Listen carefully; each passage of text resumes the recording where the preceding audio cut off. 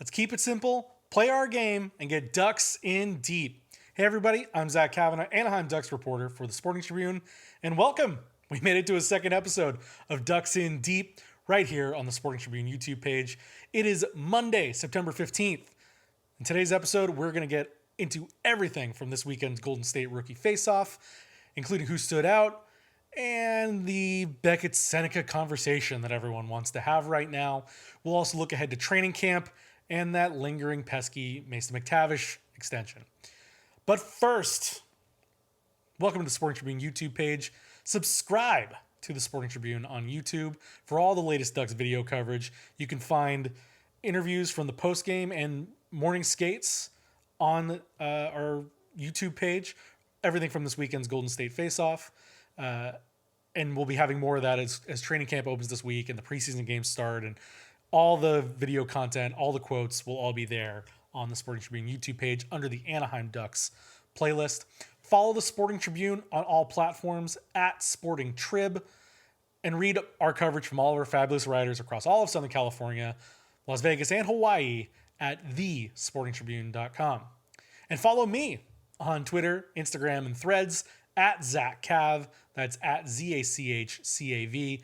And on TikTok and Blue Sky at Zach Cav Sports for all the latest news, tidbits, fun stuff, as well as the articles, always the articles, and videos like these and all the post-game stuff as mentioned. You can find all that information in the description below as well. Secondly, I want to thank everybody who came up to talk to me this weekend while we were at the Golden State Faceoff. The press box was open air among the people, which I actually don't hate. But I appreciate all the kind words. I appreciate the interactions as we get things started here, trying to do more stuff this year. And I just wanted to let you know that if you're out at training camp and you see me, feel free to come up and start up a conversation, as long as I'm not clearly in the middle of something, which, you know, what is that going to be? Watching guys skate around? I'm going to be pretty open.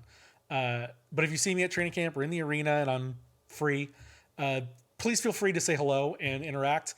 One of my goals here with this video series is to connect more with the community, the fans, the readers, the watchers, to kind of get the pulse of what you're looking for and want to know and make that connection. And we're going to start doing the monthly mailbags next month. I kind of get my feet under me here doing all this. And that's one thing we're going to do. I also mentioned that there's some fun community content that I want to get into. It's interesting, and I hope that it's able to work, because I think it'd be really fun for not just me, but for everybody out there to kind of bring everybody together and make it one big thing. And again, make this coverage more in tune with what everyone wants, and get the right coverage of the Anaheim Ducks going forward. And once we get into preseason and the games, all that stuff will kind of come into place. So again, thank you for coming out. And now let's get in deep. All right. Golden State Rookie Faceoff. Ducks go 0-2 with a 6-3 loss to the Sharks on Friday and a 4-1 loss to the Kings on Sunday. The San Jose game was rough and rowdy. A lot of fights. I think it was 5 Ducks got fighting majors. Connor Smith, obviously the highlight, with the beatdown that he dished out, 1 of 2 over the weekend, and his lighting up at the crowd as, just a showman, real fun. And he enjoyed it when we talked to him afterwards. The Sharks are just a deep, talented team, man. And you saw that happen, or the talented prospect pool, I should say. And you saw that again on Saturday when the Sharks were down 4-0 after the first to LA and ended up beating them 8-5. Michael Misa is a real player for them. Quentin Musty looked really impressive to me. Sam Dickinson, very impressive as a defenseman. So that Sharks team, they're a bit behind the Ducks in terms of their overall growth as into a competitive window. But the Sharks are going to be right up there again with the Ducks, like they were in the 2010s, and that'll be a fun rivalry when that gets going. But a lot of talent in that Sharks team. They had an interesting mix of a lot of young talent as well as a lot of experienced guys, and that played well for them in a tournament setting like this. The Kings game was, I think, it was hard to find a standout player for me then, because I think the Kings did a very good job. They had a more experienced group, not as much of a prospect pool, but guys that had done this a few times. And they played a much better defensive game. And I think the real star of the game for me was Carter George, the Kings goalie in net. He's the Team Canada World Junior goaltender. He kept the Ducks out of it with an early first period push. And then some unfortunate turnovers and pucks in your own net and power play goals and then an empty netter. The Ducks just couldn't get enough going. And they did get it going on the power play. They were 2 for 4 or 3 for 4 in the tournament on the power play. Maybe a good sign going forward, but all things considered from like a game perspective, I think the Ducks roster is in a weird spot for a quick rookie tournament like this, where the Sharks have so many more talented prospects. The Kings have a lot of overripe veteran prospects. And the Ducks, like, if the Ducks were a more veteran-laden NHL roster, this is something where a Leo Carlson might play, or Cutter Gauthier, or Jackson Lacombe, Pavel Minsk, all these young kids that are currently on the Ducks team, in theory, would be in a rookie setting otherwise. So it's not good or bad. It's just sort of the circumstances as they are. So, it's tough when you're the host and you get blanked, but, you wipe it off. This is more about putting in systems and getting guys ready for the next few weeks in preseason and training camp. And the regular season, of course. So that stuff put aside, let's look into some of these individual players.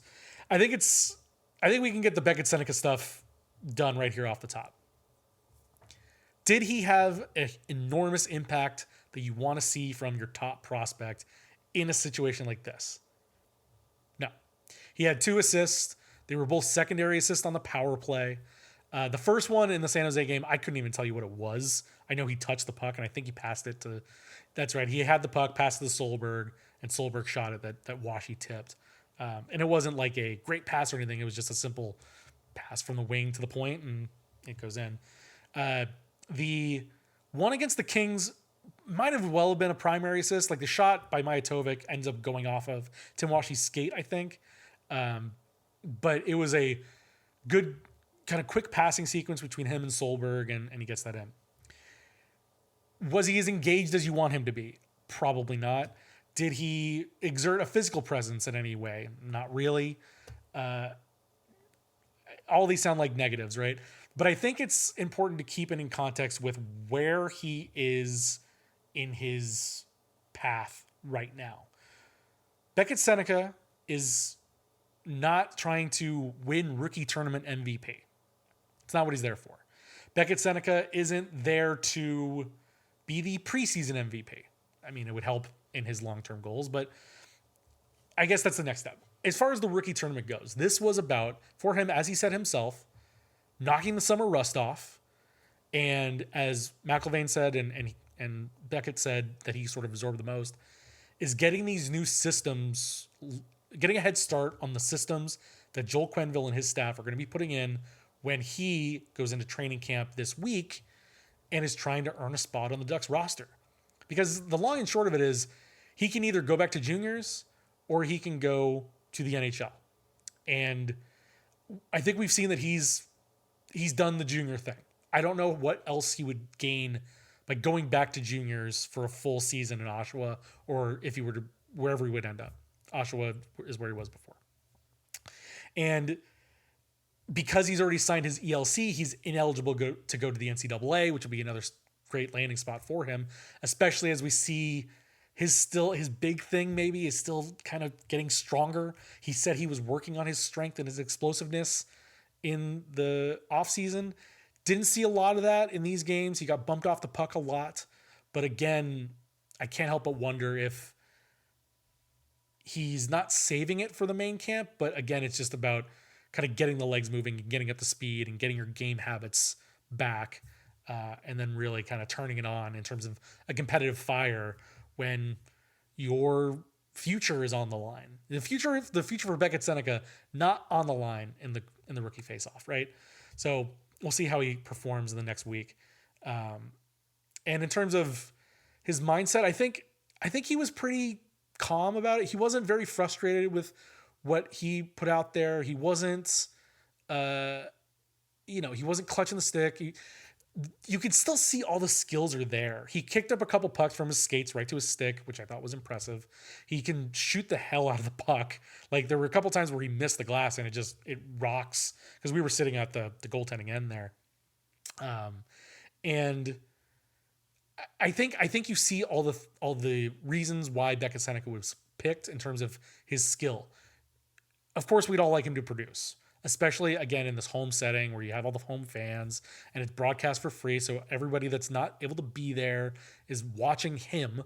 I mean, when all of us in the writers' row are watching the game, whenever Beckett came on the ice, we're staring at Beckett Sennecke. We want to see what he looks like. He is the future of this prospect pool. He is the next guy that could really be a factor in this Ducks lineup. So he gets a lot of scrutiny and maybe undue just in the environment. The other thing that I was talking with Eric Stevens at The Athletic, and we kind of came to an agreement on a point of, is this the kind of setting that Beckett is going to shine in the first place? He is on a line with Igor Sidorov, who's not an unskilled player. We'll get to him. I liked what I saw out of him. Tim Washy, who, again, I liked what I saw out of him in what he's trying to do. But Tim Washy is not a number one center. He is a third, fourth line grinder type that's there to crash the net and do the hard work and that sort of thing. And he can do that. He did it well. He's not the guy that's going to get the puck to Beckett in the right spots. And I think if you're a defensive team, like especially like the Kings were, you can then be a bit more aggressive and physical with Beckett. You can go to try to knock him off the puck without fear of somebody else beating you behind him. So in terms of like his team, and this is no knock on Igor Sidorov or Tim Washy. Again, I thought that they did what they can do and should be doing in terms of their path in this organization. But it's just not the right setting for Beckett. I think the right comparison for what people are complaining about him right now is Cutter Gauthier, where you see Cutter last season, and when he gets put down to the third and fourth lines and he's working with the grinders, he is not producing like you want him to. He is being misused in some ways. And again, not playing with the kind of guys that are going to get him the puck in the way that would make him dangerous or attract the attention away to make him dangerous by opening it up. Beckett, and then with Cutter, he does all that work, the highs and the lows of the Greg Cronin experience, which saw him on my timeline out in Iowa. I don't know where that rookie tournament is. He's the Iowa Wild AHL coach, and very interesting to hear his comments after a game because they could have been the same comments from any Ducks game last season. It was kind of interesting to hear the same phrasing used. Anyway, that's not to rag on Crow. But with Cutter, once he got put up to the Mason McTavish line and then eventually back with Leo, you saw he learned all these habits and he had done everything right. And now he was in a spot where, look at him go, flying down the wing, ripping shots, doing what he's supposed to do. So I think with Beckett, I think any criticism you have of him based on the rookie tournament, I think is valid. It is a valid thing to have. You can have your concerns, but I don't think it's fair to pass complete judgment on the kid based on a couple rookie tournament games. He will get his run here in training camp. He will get a fair run during the preseason. And because of, again, his situation, in all likelihood, he's going to get a run of at least that 9-game NHL tryout. Then we can see if he's really up to speed or not. And if he's not, then we have the hard conversation, or Pat Verbeek at least has the hard decision of what to do with Beckett. Does he go back to juniors? Do they try what Seattle did with Shane Wright and sort of fuss around and make a conditioning loan to the AHL, hold him around so that he can play in World Juniors and then go back to junior to finish the year? I don't know. All of that's a little above my pay grade. I still have a hard time understanding how that part of the plan would work. But in terms of what will he go back to juniors or NHL, we have, again, the 7 or 8 games here in the preseason.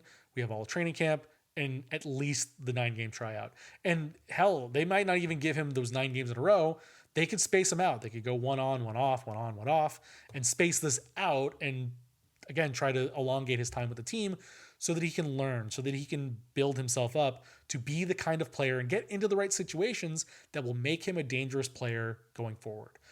I think all the skill is there. I can see it in the flashes of him skating down the wing, of taking a shot, of finding space.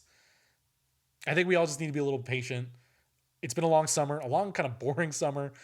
Everyone was overexcited to see what he was going to do on the ice, and we're getting a lot of reaction to it. So take a breath, everybody, and let Beckett take a breath, and we'll see how he performs, and see what Quenneville thinks, what Pat Verbeek thinks. I'm sure we'll get to talk to them very quickly in the camp when that starts at the end of the week, and those will be among the first questions to both of them, among plenty others, which I know we all want, and we'll get there. But on Beckett, he is still the top prospect in the organization. Just take a breath, and we'll move on. The rest of the Golden State Faceoff after the big Beckett Sennecke conversation. I want to touch on first Ian Moore, the only guy on the team to not play in either game. The other player that was listed was Colson Petrie, but he wasn't at either the practice or the morning skate that I attended. Unclear if he was injured or something. I thought I saw him walking around in the concourse during one of the games, so I think he might have been around, but just wasn't able to participate in the on-ice stuff and wasn't able to go in the games. But Ian Moore was. He was in the practice. He was in the morning skate. He was rotating in on some of those D pairs. And I thought it was a very interesting comment from Gulls coach Matt McIlvaine, who was running this camp. And he said that, first of all, trying to fix the defensive pairings were a little difficult because, as we've seen in other parts of the organization, there's a lot of left-handed defensemen. And so I think they had like 5 lefties of the D-core. And so you got to find the pairs and who's willing to play the offside and make all that work. And with Ian specifically, McIlvaine said that he got a good run with the Ducks last season, and the Ducks sort of saw what he's capable of. So by not having him in the lineup, that opens the opportunity for other guys, whether it's Connor Smith, Terrence Smith, Alexis Matthew, Daryl Zojanskis, all these guys that get more of a extended run in a rookie camp, whereas the Ducks know what he is, knows what he can do, and he's just there for the rest of it. Which is interesting, right? Because in theory, Ian Moore could be a very big piece of what's going on down in San Diego this year. Because when you look at the Ducks roster, could he come in as a 7th defenseman? It's going to be really tight in terms of who goes where in that Ducks roster. But it sounds like he's got a good run of being in that depth chart higher up than he would have been expected to be coming into a rookie camp. So I think this rookie camp for him, kind of like Beckett, is more about getting those systems in place, learning the terminology, what is expected of you, and maybe not tiring him out so much and putting him into the main camp, which again is very interesting. I feel like I thought Ian Moore acquitted himself quite well at the end of last year. He did a lot of great things. He got a great head on his shoulders, Harvard kid, and I was just curious that he didn't get into either game. When I got the conversation with McIlvaine, that was before the first game, and he didn't play, and I thought that kind of made sense with what he said. I was surprised he didn't at least get in the second game. So I think that says a lot more.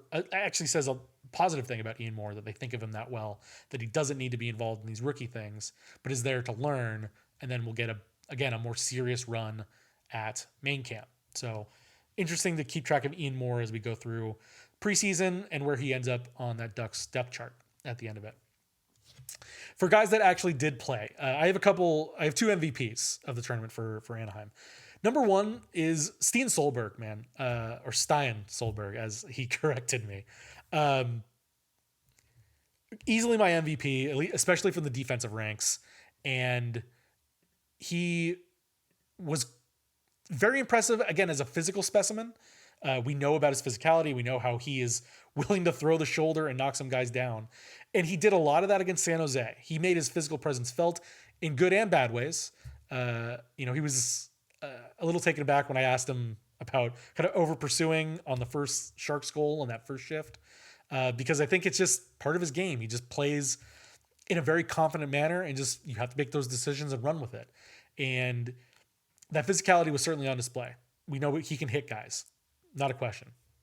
But what the rest of us were all very impressed by was his poise, specifically at the point on the power play in the offensive zone, and a couple times behind the net when he was making some deft plays with the stick and evading pressure. He certainly made some mistakes here and there. He's still young. He's still learning. He's 19. But of the guys that showed up at this rookie camp, he was easily the most impressive. He is a guy that I think is rising quicker than any of us could have expected of him in terms of his pathway through the organization. Does that mean he has a real shot at getting on this roster, the Ducks roster, that is? I would say no. I think he has a shot, but I think he will be best served by being a top pairing guy in San Diego and continuing to push himself and develop and sort of not rein himself in, but use that confidence in the right way. Because you can be overconfident and turn the puck over 7 times. But if you can hone that confidence into not only is he decisive in what he wants to do, but can be smarter in what he wants to do and how to maneuver the puck. But I think his most impressive trait was simply getting shots through. That's something that the Ducks haven't had, especially on the power play, in a bit. A defenseman that can score from the point like that. And he didn't score a goal specifically, but his ability to get those shots through and get tips on it with Tim Washy, who we'll talk about in a second, was very impressive. And I think something that I really took a lot of solace out of, that Solberg is improving as much as he is so quickly. He will be an Anaheim Duck before long. I have no doubt that he will probably get some games in Anaheim at some point this season.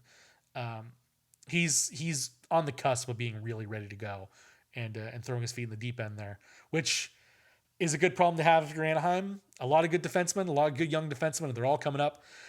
Is he over Tristan Luneau in terms of that depth chart? I don't think so, just based on how good Tristan's season was last year. Again, something that we'll get a better feel of when we get into camp and see how they're deploying everybody. My other MVP, as I mentioned, was Tim Washy.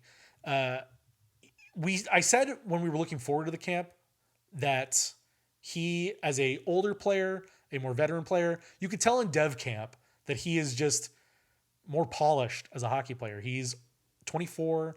He's stronger. He's been through the college experience. He knows what to do. And he knows his role, and he did it well. He was a net front presence. He was around the net all the time. He got 2 power play goals simply by being in front of the net. One of them a really good tip, and the other one being shot off of him. But just being around the net and having that net front presence, I don't know that translates to a power play role for him in Anaheim, when that happens. But if he starts the season down in San Diego, I have no doubt that's where he'll be used. He could in net front of power play. If he ends up being a fourth line guy for the Ducks, again, just grind it out, be that gritty to the net presence. And that is something that will be a benefit to anybody on the team, but him specifically, I think that role is well suited to him. He's, not long on the words, but very sharp with his effectiveness on the ice. So really liked what I saw out of Tim Washy. Next up, in this kind of sort of next tier below, guys that showed me something that I enjoyed. Igor Sidorov, I think I had said he was my guy that I was really looking forward to seeing going into the tournament, because I too had kind of couched what I was expecting out of Beckett and even Solberg to an extent. Solberg overimpressed for me. But Sidorov, you just gotta love the skill the guy brings. Like, he has something that none of these other Ducks prospects have in terms of his stick skills and his willingness to just try stuff. You saw that horribly gone awry Michigan attempt again in the Kings game. But it was a portion of the game where nothing was really going for Anaheim. They weren't able to do a whole lot. And so he had time and space behind the net and said, the hell, let me try this. And again, it was not well executed ultimately. But the fact that he even took the time or had the thought to try it, you got to love that. How can you not? You love his skill. You love the shot that he took on that power play against LA, stepping up into the spot, picking the corner. Again, I think it will be tough for him finding a fit with the Ducks because if, say, one of the top 6 wingers goes down, they're probably just going to move up Sam Colangelo, right? Not call up Sidorov to be your second line winger. He will be a guy that the Gulls need if they're going to have a bounce back season and make a back to going to a playoff push. A very interesting player for San Diego. Does he fit into the Ducks scheme of things? Probably not. For all the reasons that Trevor Zegras was let go, I wonder what his future is under Pat Verbeek's watch. As being like the number 1 scoring option in San Diego, I think Pat will take that and not think about it too much. If he gets an opportunity in Anaheim, I would love to see it. We'll see how he goes in the preseason. One of the other defensemen I really liked was Terrence Smith. Had a breakout season last year with Everett in the WHL. He was really driving play up the ice more than a few times, very confident in skating up the ice. He talked about his confidence being a key factor to his breakout last season in the WHL. Real good energy, real good vibe from the kid. I love talking to him. Just really excited to put on a Ducks sweater and compete against some of these rival teams. He certainly needs more development. Definitely needs more time in the oven. You can see all the skills that made him a player to watch last year in the WHL, but he needs some strength. He needs some size. He needs just a few more opportunities to learn from his mistakes, because there are, again, positional things. There is some of those passing lane visions. You want him to be a little bit more aggressive in his offensive game, but I think he said he's more committed to learning the two-way style, the pro style, and he thought that he got a lot out of this camp, and excited to see his next season here. He'll certainly go back to junior this year, and again continue to develop, have that time in the oven, and get better. Another guy that I was really surprised by was this year's 3rd round pick, Noah Reed. Simply a really good hockey sense about him. He didn't show up much on the score sheet, I don't think, at all. And I don't think he made it any singular standout play, but he caught my eye a few times of just simply being in the right place, knowing where to go, kind of finding those zones, both offensive and defensive zone, of just being in the right spot. He said that he was getting better along the wall, kind of adjusting to that pro game, the speed of everything. And he was a self-described energy guy. And I saw a lot of good stuff out of him. And again, another guy that needs more time. He'll go back to London of the OHL. I don't know what his timeline ultimately is, but I think he can be a very useful and productive player in this Ducks system down the road. Honestly, I was going to talk about this as positives and negatives, across the board. There's not a whole lot of negatives. There's some guys that just they played, they didn't really stand out, they didn't do a whole lot, and that's fine, but there were no big mistakes. The only big, of the whole tournament was Sukanek's own goal, which is just a mistake. And in that Kings game, the long line change. But again, that's sort of a rookie thing. It's going to happen. There wasn't a whole lot of negatives to be had, which I think is really, that is a positive in itself, that there wasn't a whole lot to decry about. I wish, yes, you want to see more out of some guys, but there was nobody that was actively bad or looked like a bad pick or somebody that's going to flush out of the organization or anything. So there's that. The last big name to kind of point out in terms of a longer discussion, Connor Smith, man, people's champ. There's no other way to put it. He said himself, he is 5 for 5, or I guess now 6 for 6 in rookie games and fights. And he just beats the bejesus out of dudes, pummels them, uppercuts, overcuts. The way he popped off the helmet of that Kings guy, pumping up the crowd against San Jose. I would be very interested to see him get a kick the can in Anaheim. I mean, you can't teach size, 6'6". And when it came to his positional play, which he said he wanted to get better at, and he even said that, in past tournaments, he had been looking for fights. And this tournament, he wasn't necessarily doing that and still ended up fighting in 2 games. But he said that he was looking forward to finding his off puck play a bit better and being a bit better positionally. And I thought he was actually pretty good in some of those instances. But from a pure entertainment standpoint, I mean, go to a goals game, man, and just look for Connor Smith. He'll stand out to you one way or the other. Touch on the goalies real quick. So we had Vyacheslav Butiets, got to get that one right, and Tomas Sukanik were the starters for both the games.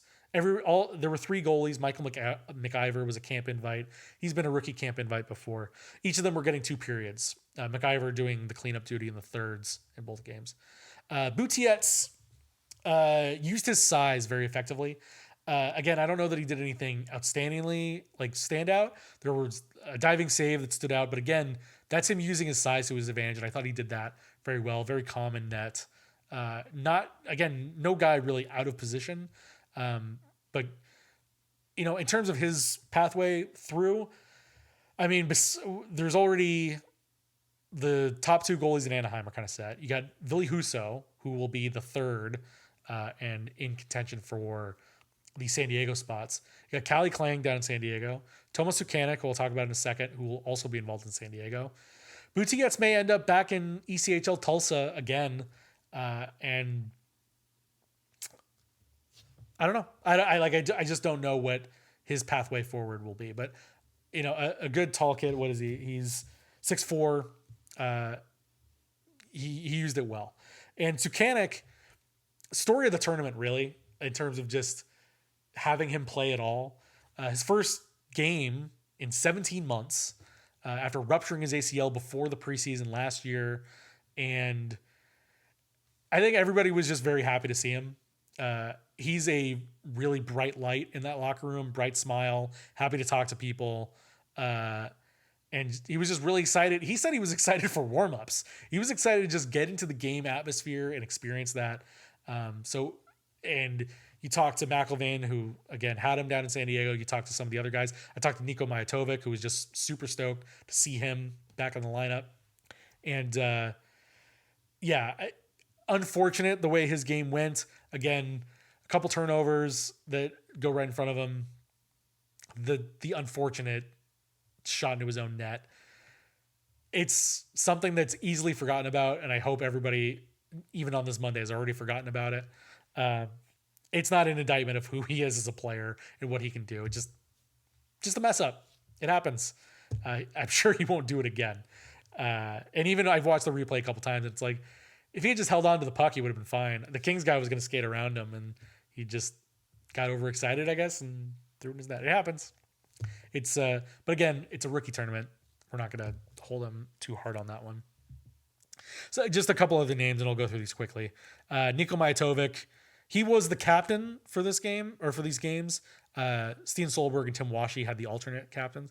He said it was a great honor. McIlvain said that they gave it to him as just honoring him as a long-term guy that's been with the Gulls and the Ducks for a few seasons now. And, he was second-line winger, was on that first power play unit, very effective on that power play unit, I thought.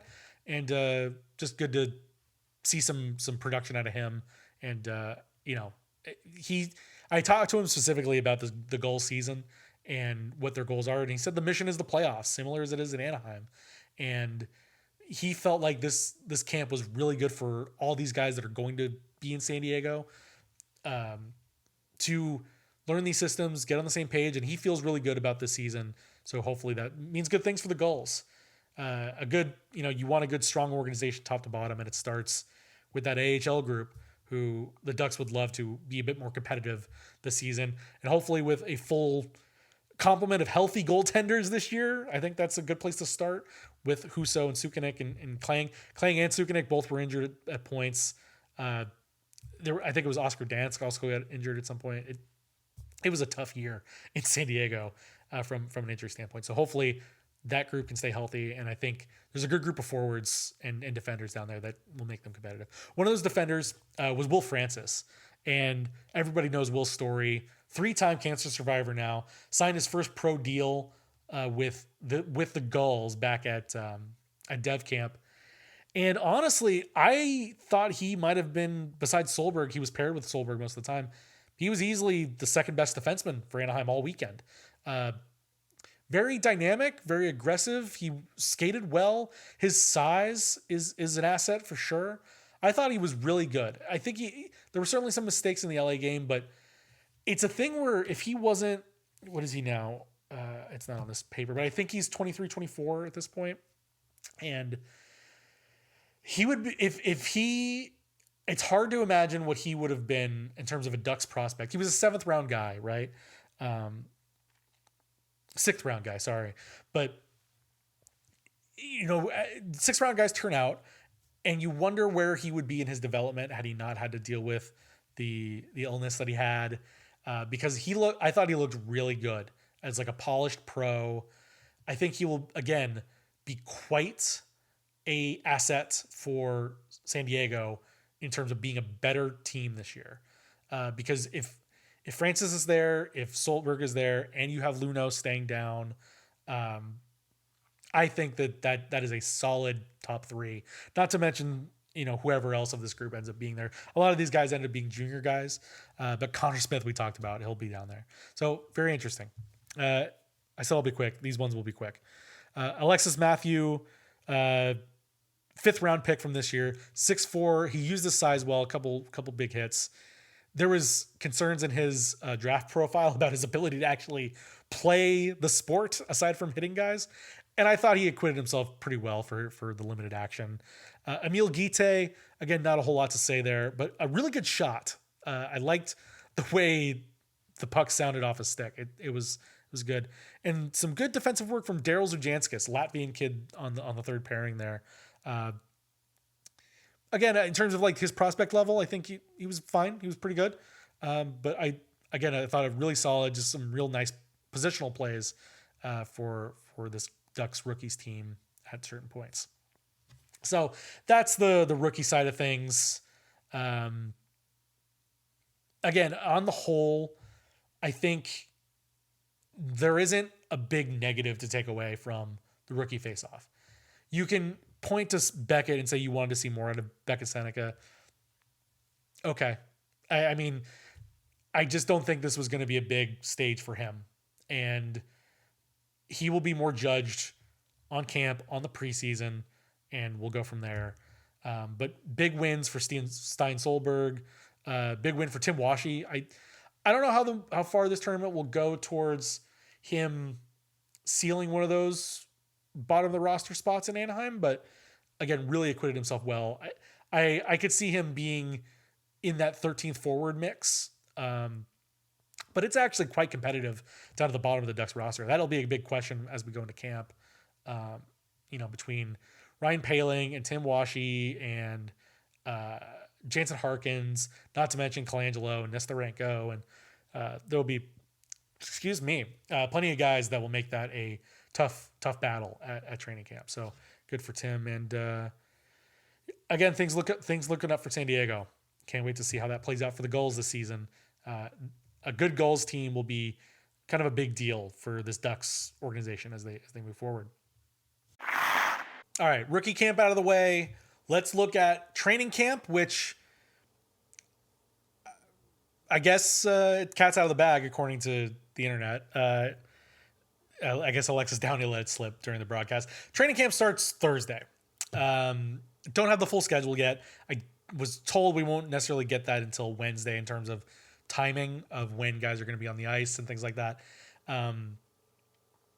It'll be a better grouping system for everyone to kind of see everybody quicker and get what they need to get done. The clock again continues to tick. We're here on September 15th, Monday, the afternoon. It's about 4:00 as I'm recording this. Mason McTavish still not signed. What does that mean? Well, it means that there's 3 full, or now just 2.5 full days of time to get Mason signed before camp starts. All the other guys I saw when we were at some of the rookie practices and things, the regular Ducks were all there. They were doing some testing stuff the one day. They were doing some free skate on Sunday. I saw everybody's there.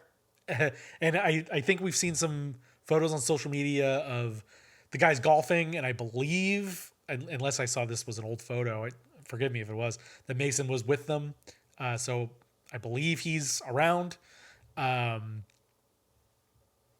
It's just a matter of getting it done. Elliot Friedman had a very small update. It wasn't really an update at all, just sort of saying that it continues to be a battle between getting this contract done. Again, I haven't heard that there's any animosity in these dealings. It's just a matter of getting through the process and finding a number and getting it done. And for everybody's sake, I hope that they get it done by Thursday. First preseason game is Sunday. And I think ultimately Mason's a pro. Mason can get up to speed, but it's a matter of, especially when you have a new coach coming in and a coach like Quenneville, you kind of want to be on the right foot as quick as possible. And you want to, especially for Mason, who's had some slow starts in the past. Last year particularly was a very slow start for Mason. There was some frustration with that. And you don't want this to affect how the season starts. So I think we all hope that Mason gets done quicker than not.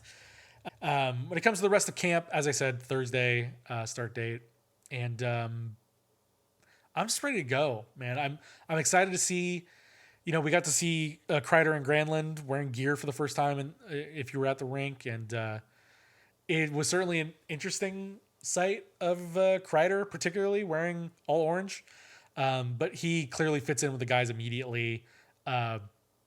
You already saw the interaction between him and Trouba at the Ducks night at the Angel game. So I'm ready to see some of this stuff, and I'm gonna have some more pre-training camp coverage coming out during the week. Probably do another video on Wednesday, and I'll also be putting out a story of what to look for in camp, some of the big questions, the battles to look for, what we're expecting out of some of these guys, and. I don't really have much more to say on it than that. Just it's been a long summer. We're ready to go, and the one thing we're waiting on is McTavish, and that'll be done. That'll be done at some point. Again, I already mentioned how Beckett's going to fare in training camp. Does he find a spot? Hard to say. Again, you want him to be not just have a spot, but be in the right spot. Like him getting fourth line time, sure, you can learn those pro habits as we saw with Cutter last year, as I mentioned already. But, in terms of like giving him that tryout, I don't know that that's like the right spot for him. But do you also want to give him a top spot? I don't know. I think if he's going to slot in anywhere, it might be on the third line. Curious what that third line ends up being. Is it going to be Granlund as the center? Is it going to be, if Granlund ends up being a top six winger, does that put Ryan Poehling at third line center? Does that move Tim Washi up? Where does that put everything else? That'll be kind of an interesting shot. Again, the defenders, Ian Moore, Tristan Luneau, how do they fit in?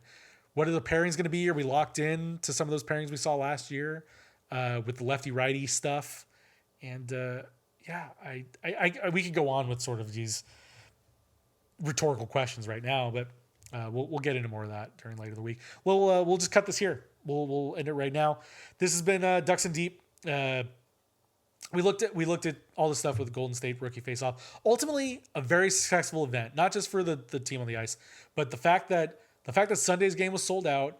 Great crowd on Friday night. I think the crowd was definitely a bit smaller for Sharks Kings on Saturday, but great facility at the 5 Point Arena at Great Park Ice. I thought everything went off pretty much without a hitch. It was just great to have. It was like a Friday night when there's high school football going on, and a Sunday, an NFL Sunday, where you were able to fill a 3,000, 4,000 seat venue full of hockey fans ready to watch some California prospect hockey. You can't ask for more than that in terms of the health of this market, the health of the sport in this state, and just, again, continuing to grow the sport in a non-traditional place that continues to produce more and more NHLers and top-level college guys every day, every week, every month, every year. So really happy to see that as a SoCal guy, to see that hockey scene but blossom in a way that kind of puts people on notice in terms of this market and its rabidness for the sport. I'm there as part of that. All the people that I met with, you're all there, part of that, and excited to be doing more of this and being part of everything here with Ducks in Deep. So again, subscribe right now. If you're watching this video, you're not subscribed to the Sporting Tribune, subscribe. Yes, there's a lot of videos of all the teams, but I'm sure if you are a Ducks fan, you're probably at least an Angel fan or a Dodger fan, USC football fan, LA Sparks, the Lakers are going to be coming up soon. All that stuff will be on the Sporting Tribune YouTube page, as well as the Anaheim Ducks playlist, where you'll find all these Ducks in Deep episodes, all the media scrums throughout the camp, preseason, regular season. Those will all be in there. So subscribe to the Sporting Tribune. Follow at Sporting Trib on all your social media platforms.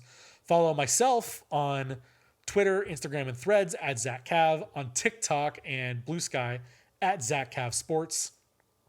We'll have another Ducks in Deep before training camp, and also written covers on the site. On the site, too, you can find my takeaways from each one of those games from over the weekend. So go check that out at thesportingtribune.com. And I think that's everything. I think that's all of it. So until next time, see you at the rink.